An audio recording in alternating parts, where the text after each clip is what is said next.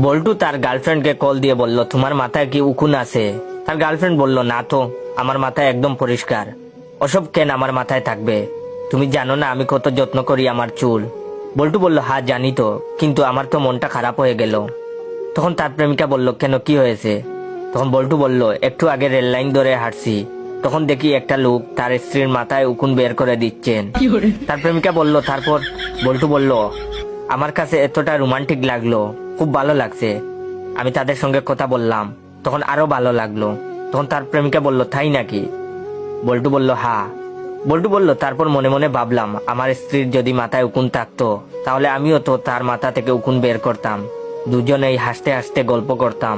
তখন তার প্রেমিকা বলল, সত্যি বলছো? বল্টু বলল, হ্যাঁ সত্যি বলছি, কিন্তু তোমার মাথায় তো উকুন নেই।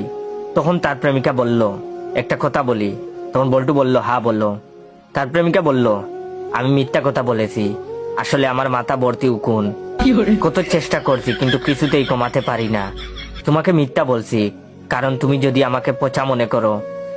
তখন বল্টু বলল, আমি আগেই সন্দেহ করছিলাম তোমার মাথায় উকুন আছে, কিন্তু তুমি তো কোনোদিন স্বীকার করবা না, তাই কৌশলে স্বীকার করালাম। পরবর্তী দেখা হবার আগেই মাথার উকুন শেষ করবা, দরকার হলে মাথা নেড়া করে ফেলবা।